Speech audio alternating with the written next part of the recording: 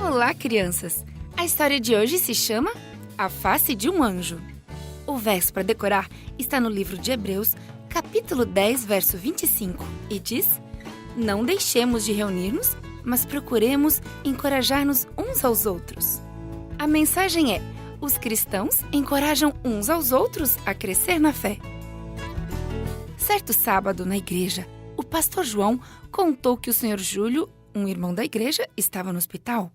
Juliana e Fabinho queriam levar um pouco de esperança para aquele casal. Então, eles fizeram um lindo cartão. Seu pai os ajudou a escrever uma frase bonita e eles ajudaram a mamãe a preparar biscoitos para levarem para o Sr. Júlio. Ele ficou tão feliz. Juliana e Fabinho ficaram muito felizes também. Com essa atitude, eles encorajaram seus amigos. Tempos atrás, havia pessoas que precisavam de ajuda na igreja.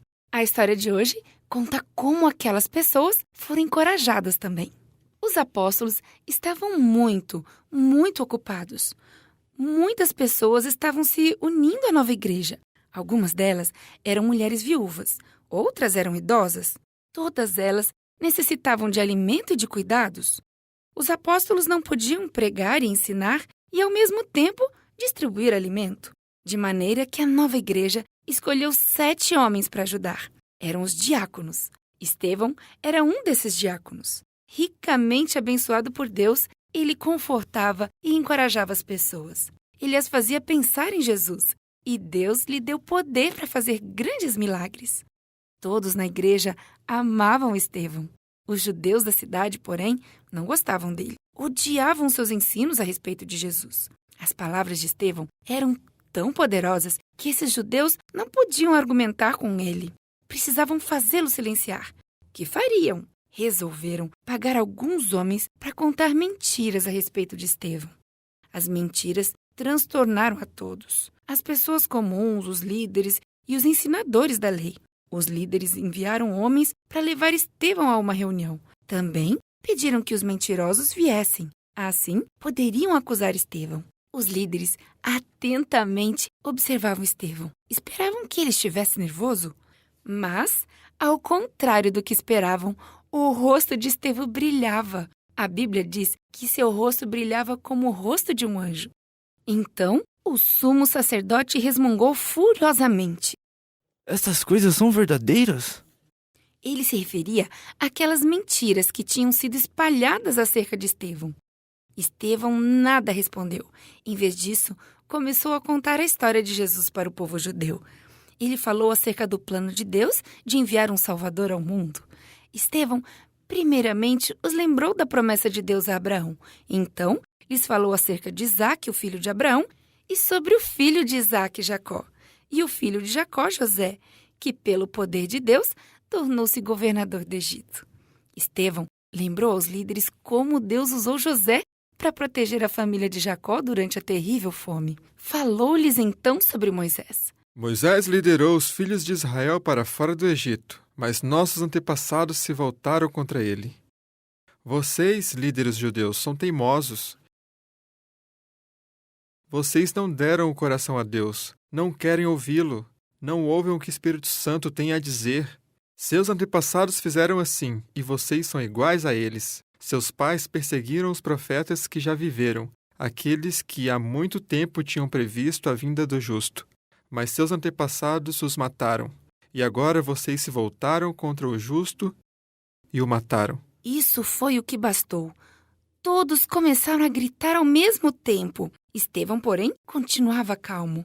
Cheio do Espírito Santo, ele olhou para cima, viu alguma coisa que ninguém mais podia ver. Então exclamou: Olhem, eu vejo os céus abertos. Vejo o Filho do Homem em pé, à direita de Deus. Os líderes tamparam os ouvidos e avançaram contra Estevão. Eles o arrastaram através das ruas para fora da cidade. Então, o mataram a pedradas. Estevão morreu calmamente. Assim como Jesus, não lutou contra os líderes judeus. caiu ajoelhado e disse em voz alta. Senhor, não os consideres culpados deste pecado. Depois desta oração misericordiosa, ele morreu. Enquanto viveu, ele encorajava os crentes e cuidava de suas necessidades. O Espírito Santo o enchia de amor pelos outros. O Espírito Santo deseja que ajudemos e encorajemos outras pessoas, como Estevão fez.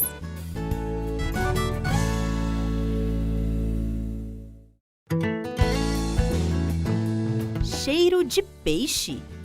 O verso para decorar está no livro de 1 João, capítulo 1, verso 9, e diz: Se confessarmos os nossos pecados, Ele é fiel e justo para perdoar os nossos pecados. A mensagem é: Deus me ajuda a admitir os meus erros e a corrigi-los. Juninho entrou devagarinho na cozinha. Ele não gostava de lavar louças de jeito nenhum e por isso estava evitando o quanto podia.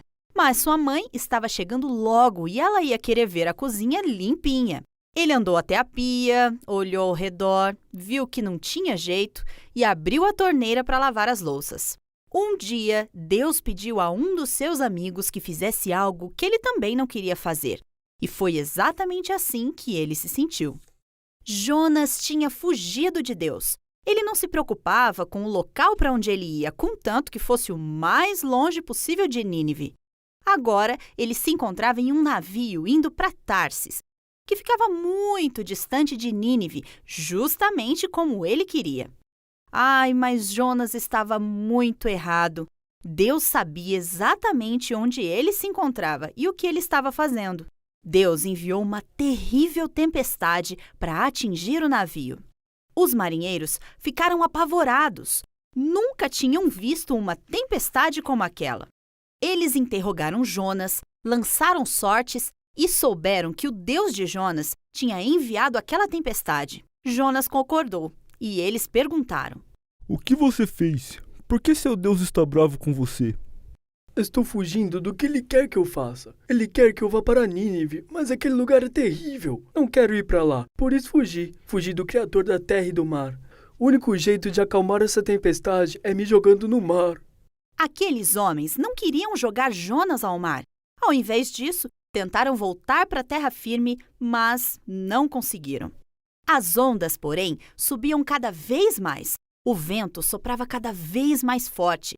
Os relâmpagos iluminavam o céu e os trovões ribombavam de um modo como nunca tinham visto antes. Os marinheiros tentavam arduamente levar o navio em direção à praia, mas não conseguiam ir a lugar algum. Você tem certeza de que se jogarmos você ao mar, a tempestade vai embora? Sim, vocês precisam me jogar ao mar. Não nos faça culpados pela morte deste homem. Então, eles atiraram Jonas ao mar. Enquanto ele desaparecia sob as ondas, o vento imediatamente parou de soprar.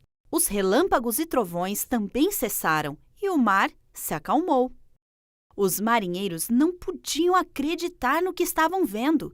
Eles imediatamente ofereceram um sacrifício e oraram ao Deus de Jonas, prometendo servir a ele. Jonas ia cada vez mais para o fundo do mar. Estava frio, úmido e escuro. De repente, ele sentiu algo diferente. Não estava mais afundando. Estava dentro de alguma coisa. Era úmido, quente e pegajoso. Tinha um forte cheiro de peixe. Era um cheiro horrível. Deus havia preparado um grande peixe para engolir Jonas, e ele ainda estava vivo. Jonas começou a pensar no que tinha feito. Ele sabia que Deus ainda o amava, embora tivesse fugido. Então, ele orou. Obrigado por ouvir a minha oração.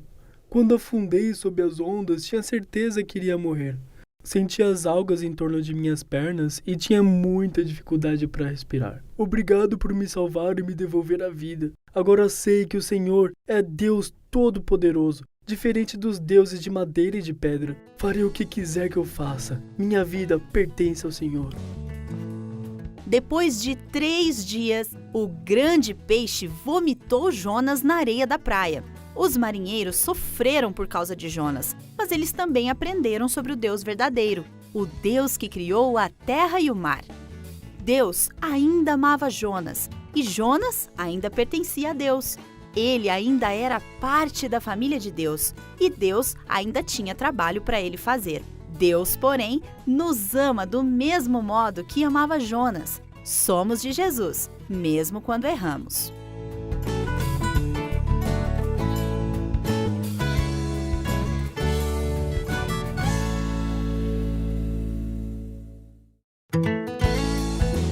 Esperar pacientemente. O verso para decorar está no livro de Gálatas, capítulo 6, verso 9, e diz: E não nos cansemos de fazer o bem, pois no tempo próprio colheremos se não desanimarmos. A mensagem é: as pessoas da família de Deus esperam por Ele pacientemente juntas. Você já ficou dentro de casa por vários dias por causa da chuva? Quando parou, o chão estava completamente molhado? Isso é o que acontece com as pessoas que ficam dentro de casa por tanto tempo. Elas ficam ansiosas para sair e até irritadas. Querem ver ou fazer alguma coisa? Qualquer coisa. Noé e sua família devem ter se sentido assim, esperando. Era assim que começava o dia de Noé, sua família e de todos os animais dentro da arca. Deus tinha enviado um anjo para fechar a porta da arca e eles esperaram dentro dela por 7 dias, até que alguma coisa acontecesse. E finalmente aconteceu. A Bíblia diz: todas as fontes das grandes profundezas jorraram e as comportas do céu se abriram. Água descia das nuvens e também saía do solo. As coisas estavam difíceis na arca.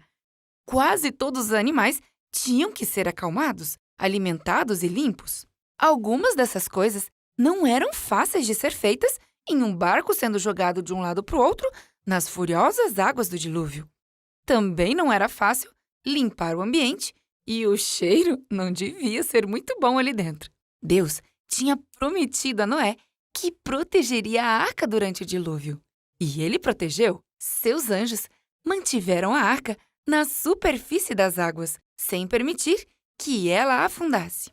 Depois de 40 dias, a chuva finalmente parou. Noé e sua família devem ter pensado quando poderiam sair em segurança. Mas durante 5 meses, o vento ainda soprava forte e arremessava a arca de um lado para o outro. Então, o Senhor fez a arca parar num lugar protegido, nas montanhas de Ararat.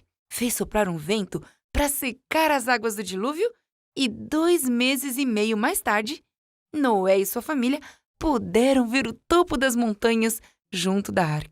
Nessa época, eles já estavam na arca por 8 meses. Deviam estar cansados de alimentar e limpar os animais todos os dias, mas ainda continuavam fazendo seu trabalho e esperando. Eles pensavam: quando será que vamos conseguir sair daqui? E Noé disse: Deus vai nos mostrar logo, logo. Para descobrir se a terra estava seca, Noé soltou um corvo. Você pode imaginar como todas as pessoas da arca prestaram atenção enquanto o corvo voou e se distanciou, né? Mas finalmente ele voltou. Noé soltou uma pomba, mas ela também voltou para a arca porque não encontrou lugar para pousar. 1 semana depois, Noé soltou de novo uma pomba. Dessa vez, ela voltou com uma folha nova de oliveira no bico. Depois de mais 1 semana, ele soltou a pomba novamente. E ela não voltou mais. Eles tiveram a certeza de que logo sairiam da arca. Embora a pomba tivesse encontrado lugar para ficar, o solo ainda estava muito molhado para as pessoas. Deus sabia disso. Então, não enviou o anjo para abrir a porta da arca.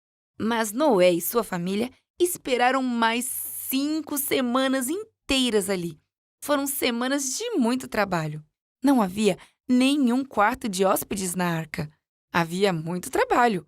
Mesmo assim, Noé e sua família agradeciam muito a Deus por terem entrado na arca. Estavam felizes por estarem juntos e dependendo um dos outros.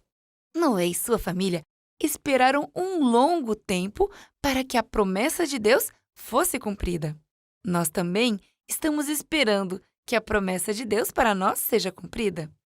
Em Filipenses 3:20 diz: "A nossa cidade, porém, está nos céus, de onde esperamos ansiosamente o Salvador, o Senhor Jesus Cristo." Deus tem nos dado pessoas especiais para nos ajudar na espera. E Ele também nos dá um trabalho importante para fazer enquanto esperamos. Ele quer que compartilhemos as boas novas com os outros. Vamos trabalhar juntos enquanto esperamos que aquela maravilhosa promessa se cumpra.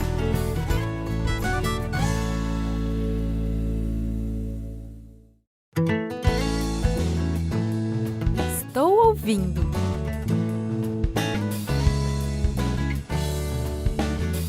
O verso para decorar está em 1 Samuel, capítulo 3, verso 9, e diz: "Fala, Senhor, pois teu servo está ouvindo." A mensagem é: ouvirei e responderei quando Deus me chamar. Você já ouviu sua mãe chamando e fingiu que não estava ouvindo? O contrário disso aconteceu na história de hoje. Samuel ouviu alguém chamando seu nome e tentou responder. O garotinho Samuel era a resposta às orações de sua mãe. Ana havia orado por um filho. Ela havia prometido que, se tivesse um, ela o daria a Deus para ser seu servo por toda a vida. Assim, ela levou o seu garotinho para morar com o sacerdote Eli lá no tabernáculo. Samuel se tornou uma alegria e deleite para o sacerdote idoso, e ele o amava muito. Naqueles dias, Deus não costumava falar diretamente com o povo, mas ele logo faria com Samuel de um jeito fora do comum. Eli estava quase cego e, por isso, precisava muito da ajuda de Samuel. Certa noite, Eli já estava deitado em sua cama e Samuel também repousava em seu quarto. De repente, Samuel ouviu uma voz: "Samuel!" Samuel se sentou rapidamente. Uma lâmpada ainda brilhava ali perto. Será que Eli está precisando dele? Samuel se levantou e foi até o quarto de Eli. Estou aqui. O Senhor me chamou? Eu não chamei você. Volte para sua cama. Samuel voltou para sua cama e pensou: Tenho certeza que ele me chamou. Mais uma vez, Samuel ouviu a mesma voz. Samuel, Samuel. O garoto sentou e olhou em volta. Então, saiu da cama e foi até Eli. Estou aqui. O Senhor me chamou? Não, Samuel. Eu não chamei. Volte a dormir. Samuel voltou de novo para sua cama pensando. Mas eu tenho certeza de que ouvi ele me chamar. De novo, a mesma voz? Samuel, Samuel. Samuel foi até Eli novamente e disse: Estou aqui. O Senhor me chamou? Não. Eu não chamei você. Então, Eli entendeu que o Senhor devia estar falando com Samuel e disse: Vá para sua cama. Se ouvir a voz novamente, responda: Fala, Senhor, pois o teu servo está ouvindo. Dessa vez, quando Samuel ouviu a voz chamando, Samuel, ele respondeu como Eli havia ensinado. Fale, Senhor. Seu servo está ouvindo. Então, o Senhor lhe disse: Vou fazer algo espantoso. Farei a Eli e seus filhos o que eu disse que faria, porque os seus filhos têm feito coisas terríveis. Samuel ficou muito assustado. Talvez nem tenha conseguido pegar no sono o resto da noite.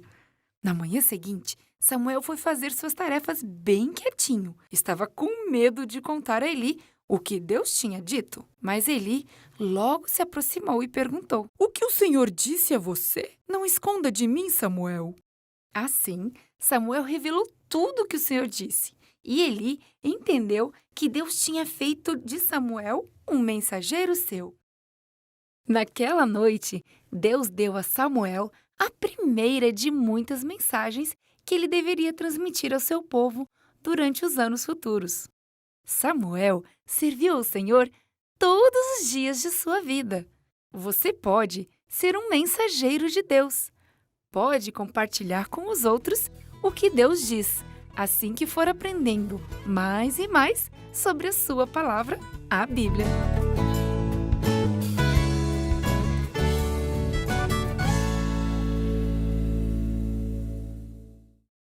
Forte e fraco.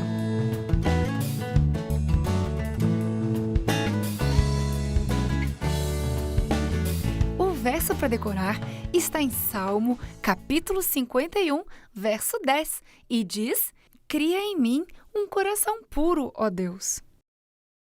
A mensagem é: Deus ainda me ama e me usa mesmo quando cometo erros. Você já fez alguma coisa que sabia ser errada? Como você se sentiu? Foi isso que Sansão sentiu. Ele ignorava mais e mais o plano de Deus, mas Deus não o abandonou. Algumas lembranças da infância de Sansão talvez fossem as de sua mãe contando sobre o plano especial que Deus tinha para a vida dele. Ela sempre lhe contava sobre o anjo que tinha conversado com ela e seu marido antes de Sansão nascer. O anjo disse que o cabelo de Sansão nunca deveria ser cortado. Ele seria um nazireu, ou seja, alguém separado para servir a Deus. Eu darei forças a Sansão desde que não cortem o cabelo dele. Deus queria que Sansão usasse sua força para liderar Israel contra os filisteus. Mas Sansão não seguiu todas as instruções de Deus. Sansão quis seguir o seu próprio caminho, satisfazendo seus próprios desejos, não o que Deus queria. Mesmo Sansão não fazendo a vontade de Deus, ele ainda continuou com Sansão para que ele derrotasse os filisteus. Sansão foi para uma cidade filisteia se encontrar com uma mulher. Quando chegou lá, caiu numa armadilha na casa dela. Era meia-noite e os homens cochichavam ao redor da casa. A casa está cercada. Vamos matá-lo ao amanhecer. Embora Sansão tivesse desobedecido a Deus, o Senhor ainda permanecia com ele. Sansão fugiu em direção aos portões da cidade, mas estavam trancados. Então, ele agarrou os enormes portões de madeira, os arrancou dali e foi embora. Os filisteus ficaram espantados. Não muito tempo depois da fuga, Sansão foi se encontrar com uma mulher chamada Dalila. Quando os líderes filisteus viram isso, foram falar com ela. Daremos muito dinheiro a você se descobrir o segredo da força de Sansão. Por 3 vezes, Dalila pediu a Sansão que contasse a ela seu segredo. E 3 vezes ele mentiu. Ela fingiu por 3 vezes dizendo: Os filisteus estão atacando você. E por 3 vezes, Sansão escapou com facilidade.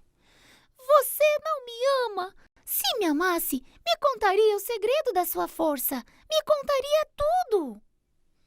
Todos os dias, ela implorava, até que um dia ele se cansou e finalmente contou o seu segredo. Se meu cabelo for cortado, eu me tornarei fraco. Naquela noite, Dalila cortou o cabelo de Sansão. Acorde! Os filisteus vão atacá-lo! Dessa vez, Sansão não conseguiu se livrar. A sua força tinha ido embora. Ele tinha se afastado de Deus. Os filisteus capturaram Sansão e furaram os seus olhos. Eles o levaram de volta a Gaza e o fizeram passar pelos mesmos portões que uma vez ele tinha carregado. Milhares de pessoas vieram para ver o Sansão fraco, cego e desamparado.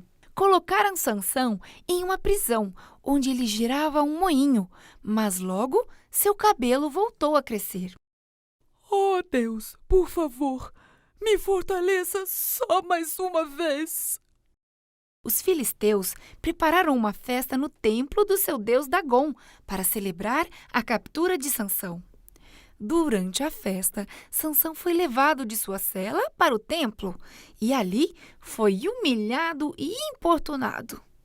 Sansão pediu para descansar e pediu que o levassem até os pilares que ficavam no meio do templo. Ali, Sansão orou, forçou as 2 colunas centrais do templo. Deus novamente lhes deu força. Os pilares cederam e o templo caiu. Sansão morreu ali com milhares de filisteus. Deus havia dado a Sansão grande força física, mas ele desobedeceu a Deus. Ele era forte fisicamente, mas interiormente era muito fraco. Vamos pedir a Deus que nos fortaleça por dentro e por fora, para que possamos resistir às tentações e guiar outras pessoas a Ele.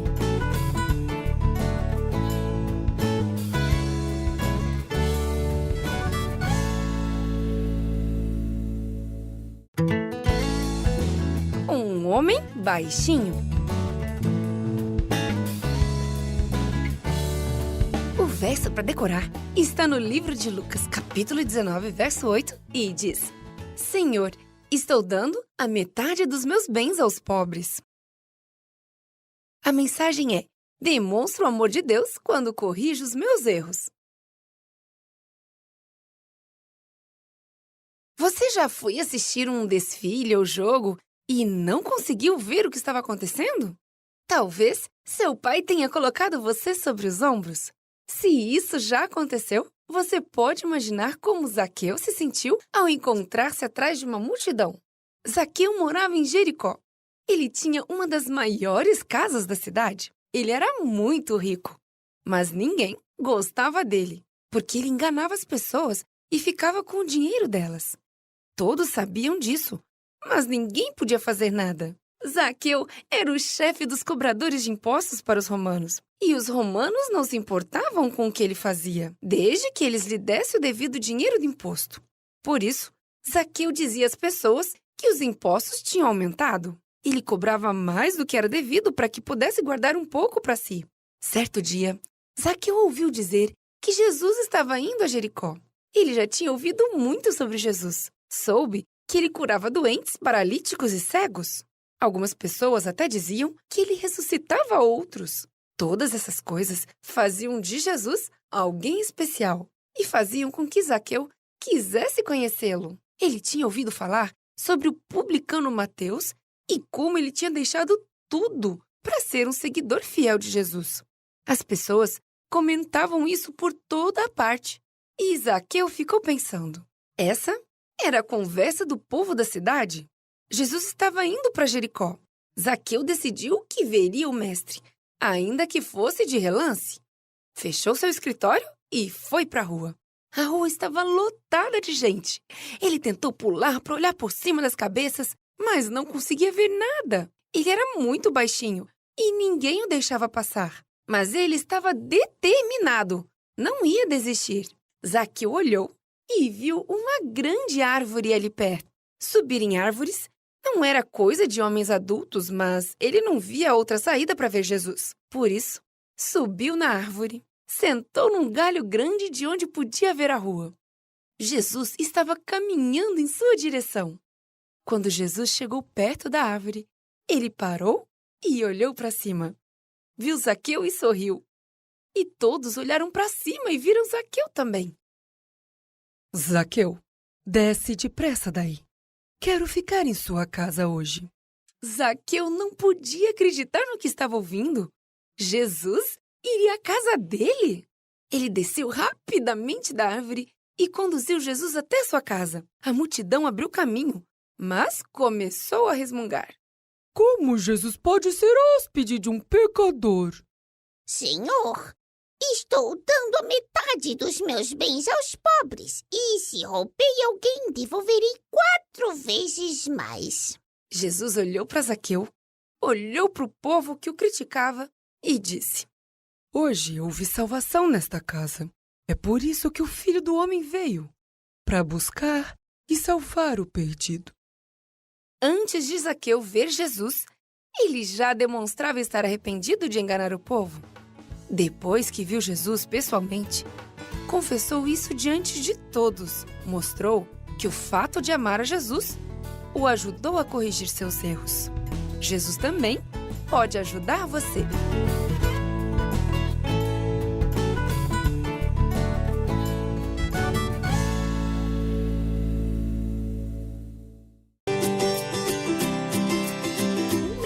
Pastor. O verso para decorar está no primeiro livro de Samuel, capítulo 16, verso 7, e diz: O homem vê a aparência, mas o Senhor vê o coração. A mensagem é: o povo de Deus reconhece que todos são valiosos e importantes. Jesus considera você importante? Seus pais e vizinhos também são importantes? Deus considera todas as pessoas importantes, até mesmo um pastorzinho chamado Davi. Numa linda manhã, Deus disse ao profeta Samuel que fosse até a cidade de Belém. Lá, ele deveria procurar um homem chamado Jessé. Ele havia escolhido um dos filhos de Jessé para ser o próximo rei.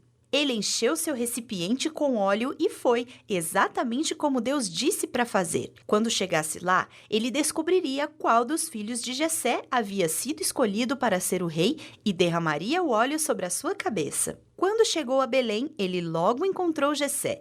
Então, ele fez preparativos para oferecer um sacrifício ao Senhor. Convidou os líderes da cidade para o sacrifício e também convidou Jessé e seus filhos. Jessé chamou 7 dos seus filhos para ir com ele.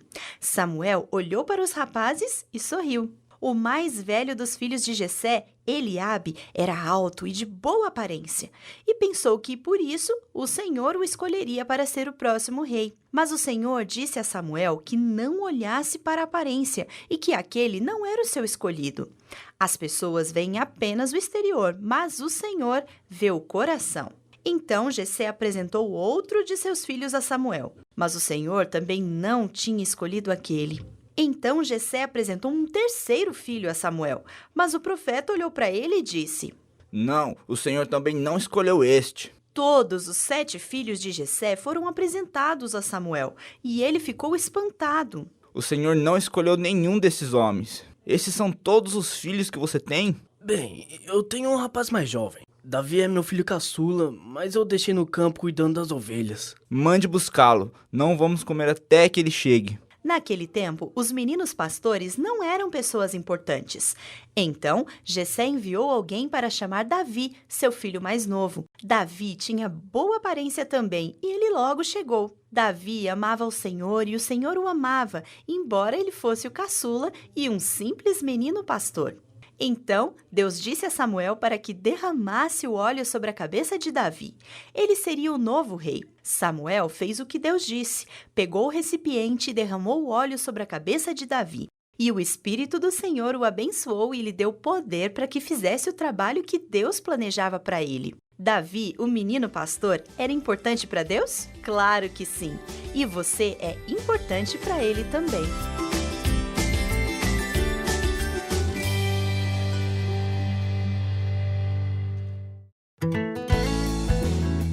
Para cima e para o alto.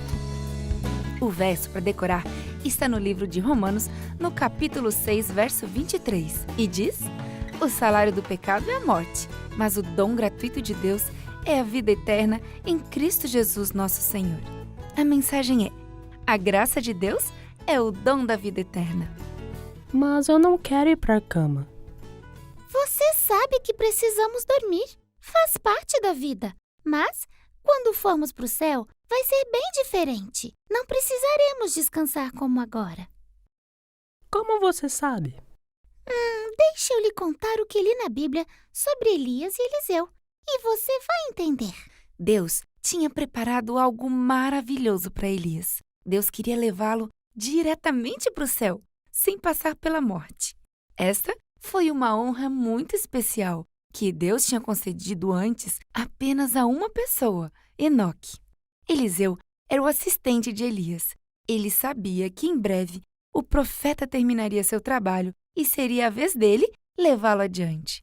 Muitos dos profetas que trabalhavam com eles sabiam que Elias em breve os deixaria. A voz suave de Deus também tinha lhes informado sobre isso. Um dia, Elias levou Eliseu às escolas dos profetas para uma última viagem de visitação. Os profetas dessas escolas perguntaram a Eliseu: Você sabe que Deus vai levar Elias hoje?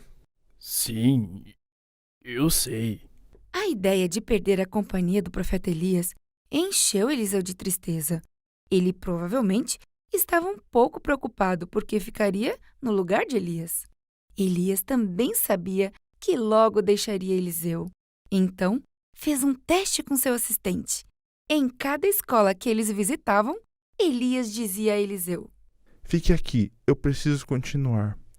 Mas, todas as vezes, Eliseu insistiu em continuar o caminho com Elias. Não queria perdê-lo de vista. Queria estar com ele até o último momento. Tão certo como vive o Senhor e vive a tua alma, eu não te deixarei. Então, os dois continuaram a viagem. Pouco depois, chegaram ao Rio Jordão. Elias tirou sua capa, a enrolou e bateu com ela na água. A água se separou e os dois passaram em terra seca para a outra margem. Do outro lado, chegou a hora de dizer adeus. O que eu posso fazer por você antes de ser levado? Eliseu podia ter pedido muitas coisas, dinheiro, fama, mas em vez disso, pediu uma bênção especial. Que eu receba uma porção dobrada do teu espírito. Ele sabia que a única maneira de fazer o trabalho para o qual tinha sido chamado era com muita ajuda de Deus. Se você me ver quando eu for levado, receberá a bênção. Se não ver, não receberá. Então, eles continuaram caminhando. De repente, uma carruagem com cavalos de fogo apareceu e separou os dois. Elias foi levado para o céu em um redemoinho. Eliseu gritou: Meu pai! Meu pai! Carros de Israel e seus cavaleiros! Mas Elias já estava longe. Eliseu rasgou suas vestes para demonstrar tristeza pela perda de seu mestre e amigo. Então, Eliseu viu a capa de Elias no chão. Ele a pegou e caminhou de volta para o Rio Jordão. Enrolou a capa e bateu na água exatamente como Elias tinha feito. Novamente, as águas se abriram e ele passou em terra seca até a outra margem. Deus realmente havia dado a Eliseu o dom do Espírito Santo. Deus também quer nos dar dons. O melhor dom que Ele tem para nos conceder é o dom que deu a Elias, o dom da vida eterna.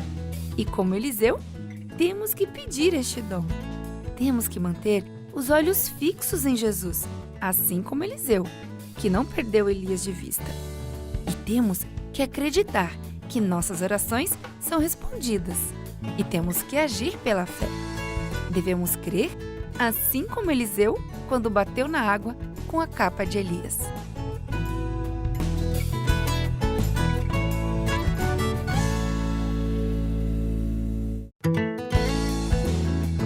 Quem enganou?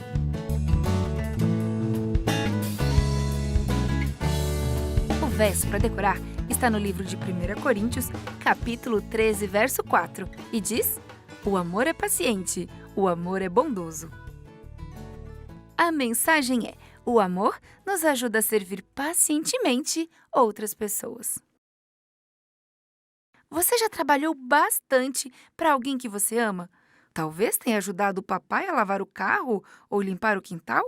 Ou talvez tenha ajudado a mamãe na cozinha. Você se cansou, mas ficou contente quando terminou a tarefa por ter ajudado alguém que você ama? Jacó ficou na casa de Labão durante 1 mês. Certo dia, Labão disse: Jacó, você é meu parente. Não me parece justo você permanecer trabalhando para mim sem ganhar nada. Diga-me, que salário você gostaria de ganhar? Jacó estava contente por estar na casa do seu tio. Ele gostava do trabalho. Admirava também Raquel, a filha mais nova do tio Labão. Tio Labão, o que eu realmente quero é me casar com Raquel. Trabalharei 7 anos para você deixar que Raquel seja minha esposa. Labão concordou dizendo: Esta proposta parece boa para mim. Sim, fique aqui e trabalhe para mim. Naquele tempo, um homem dava dinheiro ao pai da moça com quem queria casar. Depois do casamento, o pai dava o dinheiro à sua filha. O dinheiro lhe pertencia e ela devia guardá-lo. Mas alguns homens não tinham dinheiro correspondente ao preço da noiva ou ao dote, como era assim chamado. Porém, se o pai da noiva concordasse, eles poderiam trabalhar para ele durante algum tempo. Era isso o que Jacó queria fazer. Assim, Jacó começou seus 7 anos de trabalho para conseguir Raquel como esposa. Dia após dia, ele fiel e pacientemente fazia tudo quanto Labão ordenava. O tempo parecia passar rapidamente, por causa do seu amor por Raquel. Finalmente, os 7 anos se passaram. Chegara o tempo de Raquel se tornar a esposa de Jacó. Labão, porém, não foi honesto nem justo com Jacó. Ele gostava de ter Jacó trabalhando sem salário. Sabia que Jacó havia trabalhado arduamente sem reclamar. Sim, Jacó era um bom servo e não custara nada a Labão. Então, Labão resolveu fazer algo errado. Enganaria Jacó e o faria trabalhar para ele mais tempo. Naquele tempo, a noiva usava um véu espesso durante a celebração do casamento. Ninguém podia ver o rosto da noiva. Naquela noite, na escuridão, Jacó pegou sua noiva coberta pelo véu e a levou para sua tenda.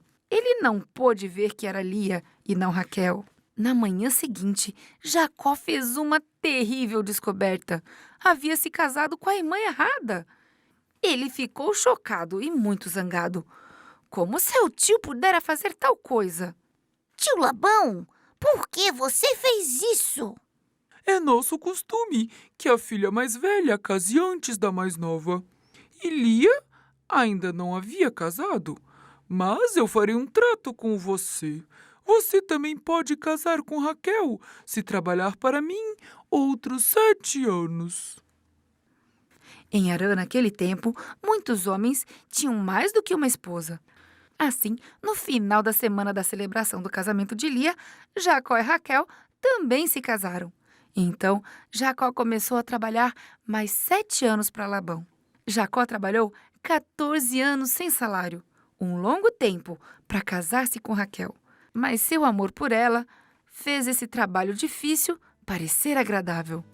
Pacientemente, ele serviu Labão durante todo esse tempo. Ele verdadeiramente acreditava que ter Raquel como esposa valia a pena. Seu amor por ela fez o trabalho parecer fácil. Quando realmente amamos alguém, também servimos com paciência e bondade.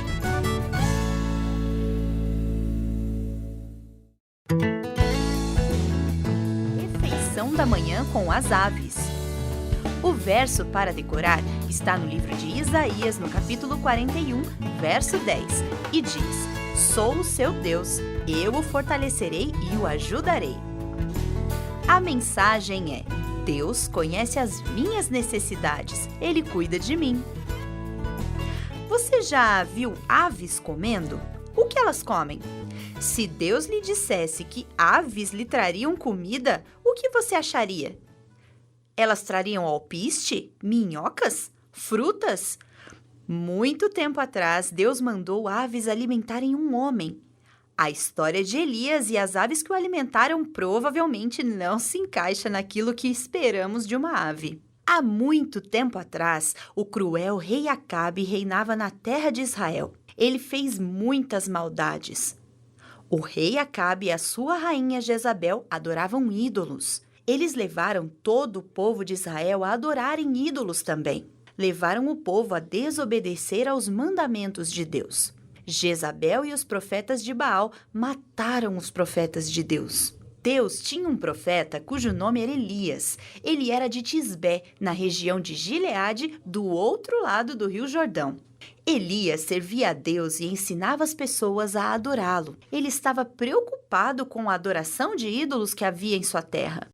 Sabia que aquilo incentivava o crescimento da maldade em Israel. Os sacerdotes de Baal ensinavam ao povo que era o deus Baal que mandava a chuva e o orvalho. Eles acreditavam que Baal também controlava os rios e os riachos. Elias sabia que isso não era verdade e não suportava mais ouvir aquelas mentiras. Então, Deus pediu que Elias levasse uma mensagem ao rei Acabe. Elias sabia que Acabe não queria ouvir mensagem nenhuma de Deus. E sabia também que os guardas do palácio o reconheceriam como profeta de Deus. Eles poderiam prendê-lo e até entregá-lo à cruel Jezabel e os seus malvados sacerdotes de Baal. Mas apesar dos perigos, Elias não hesitou. Ele foi a Samaria e, sem parar para se apresentar aos guardas, caminhou destemidamente até o interior do palácio. Ele compareceu diante do rei e anunciou a mensagem de Deus. Assim diz o Deus de Israel, o Deus vivo, a quem sirvo.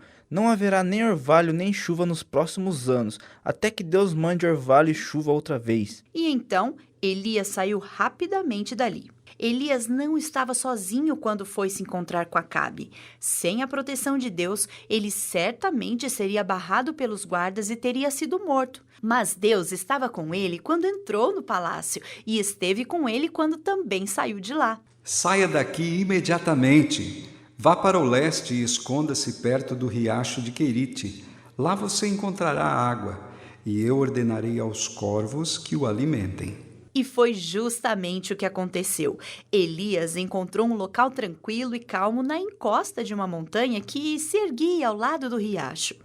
Todas as manhãs e tardes os corvos lhe traziam alimento, e durante muitos meses Elias bebeu a água do riacho. Enquanto o riacho existiu, ele teve água para beber. Elias se sentia seguro sob os cuidados de Deus.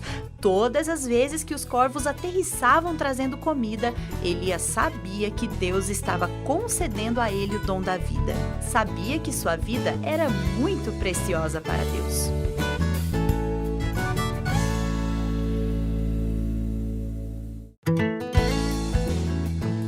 Resgate milagroso. O verso para decorar está no livro do Êxodo, no capítulo 14, verso 13, e diz: Não tenham medo, fiquem firmes e vejam o livramento que o Senhor lhes trará hoje. A mensagem é: Deus tem um plano e sempre cuida de mim. Uma brisa refrescante soprava do Mar Vermelho. Aser apreciou a oportunidade de poder descansar suas pernas doloridas. Os últimos dias tinham sido agitados. O cordeiro morto, o sangue espalhado sobre os umbrais da porta, depois o cordeiro assado e comido com ervas amargas. O cordeiro tinha sido a última coisa que eles tinham comido no Egito. Ele relembrava o restante daquela noite, o Senhor passando pela terra do Egito e matando o primogênito de cada lar. Ele tinha ordenado aos israelitas que deixassem o país imediatamente. A confusão de empacotar coisas e partir no meio da noite, não sabendo para onde estavam indo, e a percepção de que o próprio Deus estava guiando, a nuvem de fogo à noite que se transformava em coluna de nuvem quando o sol nascia, foi muita coisa. Agora, a nuvem tinha parado junto ao Mar Vermelho e os israelitas estavam aproveitando para descansar. Aser estava imaginando o que aconteceria a seguir, e ele não precisou esperar muito tempo. Aser e outras pessoas ficaram em pé, viram à distância uma nuvem de poeira e ouviram o ruído de um poderoso exército. O coração de Aser pulsava forte. Faraó devia ter mudado de ideia. O exército estaria vindo para levá-los de volta ao Egito?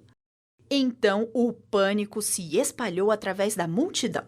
Aser observou como a nuvem que estava junto ao Mar Vermelho se movia.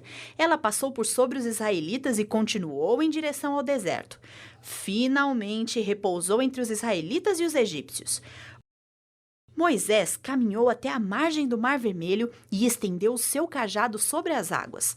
A princípio fraco, depois mais forte, Aser sentiu um vento soprar em direção à água. Espantado, ele observou o vento soprar a água para longe. Isso deixou um caminho seco através do mar. As pessoas alegremente avançaram. O vento continuou a soprar, deixando um caminho seco, enquanto milhares de israelitas avançavam pelo leito seco do mar. Aser se apressou para seguir os outros na travessia do leito seco, com um muro de água de cada lado. A coluna de fogo iluminava o caminho. Durante toda a noite, a vasta multidão de israelitas se apressava para atravessar o mar. Até a última pessoa alcançar o outro lado, eles podiam ouvir o exército egípcio. Aser olhou para trás para ver o exército se aproximando, mas algo maravilhoso estava acontecendo. As rodas das carruagens estavam se soltando. Havia muita confusão e depois pareceu que os egípcios estavam tentando dar meia volta para voltar para o Egito. Moisés se dirigiu à margem do mar. Enquanto amanhecia, ele estendeu o braço em direção ao mar. As águas se juntaram novamente. Em um instante, os sons do exército egípcio silenciaram. Os cavalos, os soldados, os carros, tudo ficou debaixo d'água. Os israelitas permaneciam mudos, espantados demais para dizer qualquer palavra. Então, houve uma explosão de alegria e eles diziam: "Cantarei ao Senhor". Eles gritavam: "O Senhor é a minha força e a minha canção". E Aser se juntou a eles cantando com toda a sua força. Deus o salvara.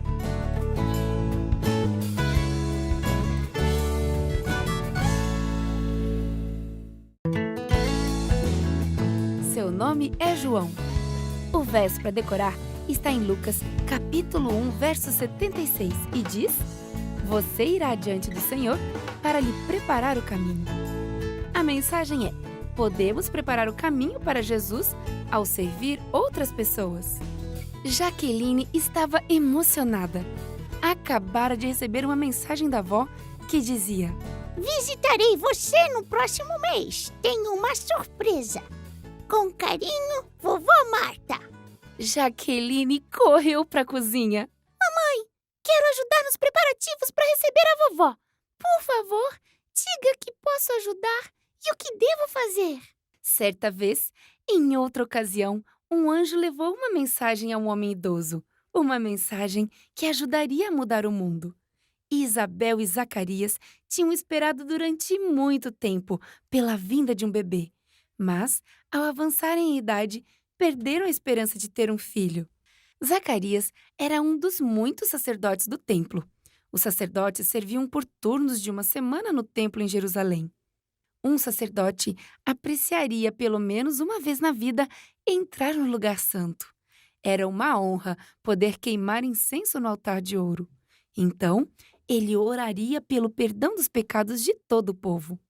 E oraria fervorosamente para que o Messias viesse logo. Zacarias tinha almejado por esse dia durante a vida inteira. Então, já idoso, ficou empolgado quando sua vez chegou. Zacarias, solenemente, borrifou o incenso em pó sobre as brasas incandescentes. Uma nuvem de fumaça de suave cheiro se levantou e encheu o lugar santo. Subitamente, Zacarias percebeu que não estava sozinho. Abriu os olhos e ali ao lado direito do altar estava um anjo. Zacarias tremeu de medo. Não tenha medo, Zacarias. Deus ouviu sua oração. Sua esposa Isabel terá um filho. Você lhe dará o nome de João. Ele irá diante do Senhor para lhe preparar o caminho. Seria pai com aquela idade? Zacarias indagou, duvidando das palavras do anjo. Assim, o anjo lhe deu um sinal. Porque não creu em minhas palavras, você ficará mudo e não poderá falar até o dia em que isso aconteça. E depois que falou, desapareceu. Zacarias abriu a boca para pronunciar sua oração pelo povo, mas não conseguiu pronunciar nenhuma palavra. Já que Zacarias permanecera no lugar santo durante muito tempo, as pessoas do lado de fora começaram a se preocupar. Talvez tivesse acontecido alguma coisa com ele. Quando finalmente saiu, o rosto tinha um brilho estranho. Por acenos, sem poder falar, comunicou que havia visto um anjo. Zacarias voltou apressadamente para casa. Tentou dizer a Isabel o que havia acontecido, mas não pôde. Precisava escrever ou se comunicar por um meio de sinais. Eles teriam um bebê, um menino que se chamaria João. Um anjo lhe dissera isso. Meses mais tarde, o bebê nasceu. As amigas de Isabel se reuniram. Seu nome será João. João? Não há ninguém em sua família que se chame João. Por que não lhe dar o nome de Zacarias? Isabel se voltou para o marido. Zacarias balançou negativamente a cabeça. Ele escreveu rapidamente as palavras para que todos pudessem ver. Seu nome será João? Em seguida, a voz do idoso homem voltou. Ele conversou com as pessoas e louvou a Deus por essa bênção. João foi bem educado pelos seus pais. Zacarias frequentemente contava a João acerca do anjo junto do altar. Deus tem um trabalho especial para você. Ele irá diante do Senhor para lhe preparar o caminho. No deserto, João aprendeu a servir. Quando João se tornou homem, convidou o povo a arrepender-se dos pecados e receber o batismo. Ele ajudou muitas pessoas a se prepararem para o encontro com Jesus. Deus também tem um lugar especial em seu plano para você e para mim. Podemos preparar o caminho para Jesus, servindo aos outros. Então, eles terão mais desejo de aprender acerca de Jesus. Um zoológico flutuante. O verso para decorar está no livro dos Salmos, capítulo 48, verso 1, e diz: Grande é o Senhor e digno de todo louvor. A mensagem é: agradecemos a Deus porque Ele sempre cumpre suas promessas. Você fica com medo quando chove forte? A história de hoje fala como Noé, sua família e os animais enfrentaram a maior chuva que caiu sobre a terra e foram protegidos. Noé, sua esposa, seus 3 filhos e as esposas deles descansavam seguros dentro da arca, e os animais também. O próprio Deus tinha fechado e trancado a porta. Durante 7 dias, eles esperaram. Só então começou a chover, exatamente como Deus disse que aconteceria. A chuva parecia estar sendo despejada do céu.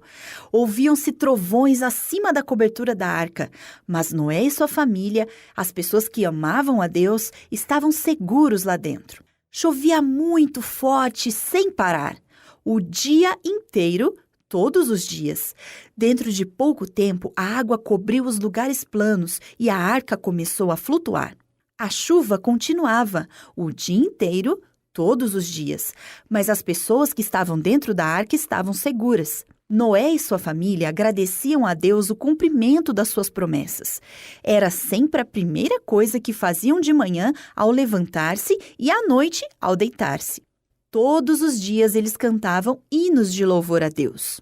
Mas lá fora continuava chovendo, o dia inteiro, todos os dias. Noé ia com frequência olhar como estavam os animais. Enquanto descansavam, alguns dos grandes animais roncavam baixinho em suas jaulas. Eles respiravam profundamente, deixando o ar entrar e sair devagarinho das suas narinas. Outros animais mordiscavam alimentos que Deus dissera a Noé que colocasse na arca. "Quanto tempo ainda vai chover?" perguntou um dos filhos de Noé. "Parece que vai chover para sempre." 40 dias, respondeu Noé. Deus disse que vai chover durante 40 dias, mas não se preocupe, 40 dias não é para sempre. Mas ainda continuava a chover muito, o dia inteiro, todos os dias. Finalmente, a água cobriu o topo de todas as altas montanhas. Não ficou nenhum pedacinho de terra seca. Então, Deus fez parar de chover. Havia chovido exatamente 40 dias. A água começou a baixar lentamente. Um dia, a arca se encostou numa montanha e ficou parada ali. Noé esperou muitos e muitos dias. Então, resolveu soltar um corvo pela janela. O grande pássaro voou sobre as águas, mas não encontrou um lugar para pousar e, por isso, voltou novamente para dentro da arca. 7 dias depois, Noé soltou uma pomba, mas ela também não encontrou onde colocar os pés e voou de volta para a arca. Noé, então, esperou mais 7 dias. E depois soltou a pomba de novo e ficou observando enquanto ela se distanciava da arca. Noé esperou e ficou observando. Finalmente, a pomba voltou para a arca e desta vez ela trouxe uma folhinha de oliveira no bico. As árvores estão começando a crescer novamente. Uma semana depois, Noé soltou outra vez a pomba, mas desta vez ela não voltou mais para a arca. Então Noé entendeu que as águas haviam secado sobre a terra. Deus tinha realmente cumprido a sua promessa. O dilúvio terminara e eles estavam salvos.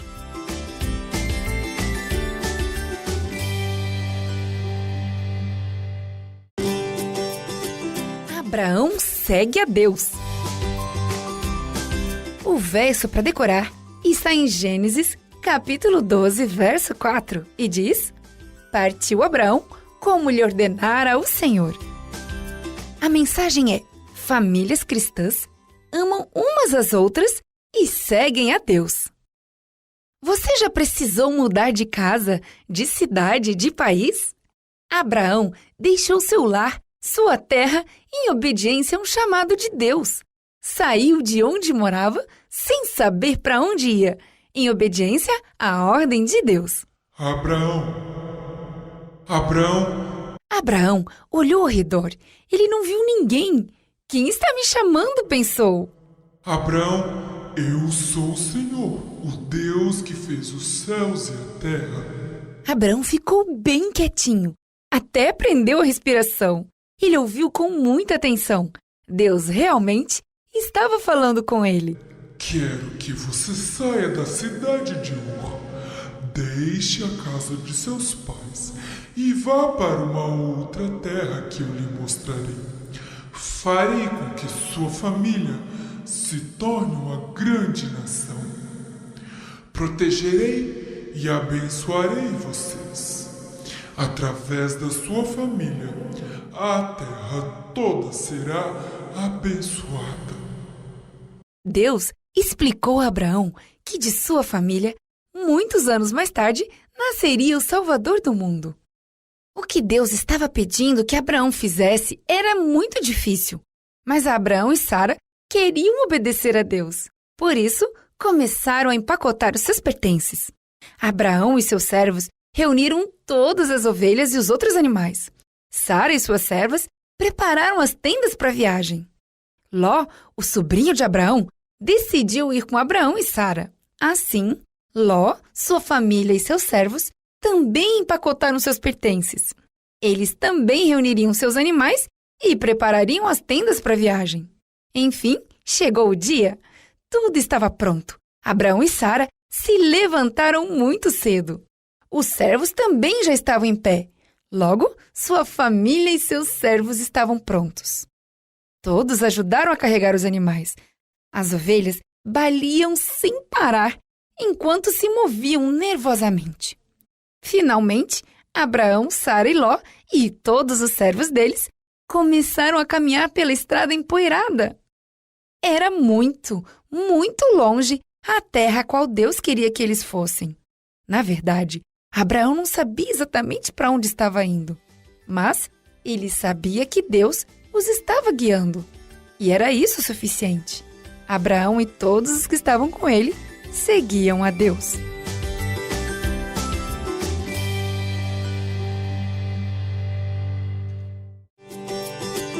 A Rainha Esther. O verso para decorar está no livro de Hebreus, capítulo 13, verso 1, e diz: Continuem a amar uns aos outros como irmãos. A mensagem é: os filhos de Deus cuidam uns dos outros. Com quem você fica quando seus pais não podem estar com você? O primo de Esther cuidou dela durante muito tempo. Esther, uma linda meninazinha, vivia na Pérsia. Quando seus pais morreram, Esther foi morar com o primo mais velho, Mardoqueu. Ele amava Esther e cuidava dela como se fosse sua própria filha. Enquanto Esther crescia e se tornava jovem, Mardoqueu lhe ensinava todas as coisas que os pais ensinavam a seus filhos. Ele ensinou a Esther ser bondosa e prestativa, ensinou ser honesta, corajosa, ensinou a amar e adorar a Deus. Embora Esther e Mardoqueu vivessem na Pérsia, eles não eram persas, eram judeus. Mardoqueu não queria que Esther se esquecesse do Deus de seu povo. Quando Esther se tornou jovem, o rei da Pérsia resolveu procurar uma nova rainha. Moças de todo o país foram chamadas ao palácio. Entre elas, o rei escolheria a nova rainha. Esther foi uma daquelas moças. Todas as moças passaram um ano recebendo cuidado especial antes de se apresentar ao rei. Durante esse tempo, moraram em uma parte especial do palácio e foram cuidadas por auxiliares especiais do rei. Esther era tão bondosa e atenciosa que logo fez amizade com o encarregado de todas aquelas moças. Ele deu a Esther 7 servas especiais, o melhor alimento e o melhor lugar para ela ficar. Mardoqueu trabalhava no palácio do rei. Ele podia andar pelos jardins junto ao lugar em que as moças moravam. Assim, ele podia saber como Esther estava e o que estava acontecendo com ela.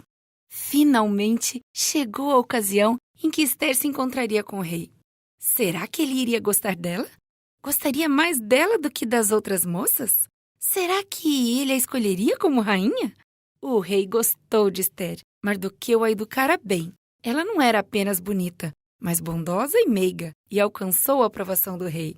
O rei colocou a coroa real sobre a cabeça de Esther e a fez sua rainha. Ele lhe deu uma grande festa, proclamou feriado no país inteiro e deu uma porção de presentes em honra à sua nova rainha. Mardoqueu havia cuidado de Esther a maior parte da vida dela e não parou de cuidar depois que ela se tornou rainha. Mardoqueu e Esther faziam parte da família de Deus. As pessoas na família de Deus nunca param de cuidar uma das outras.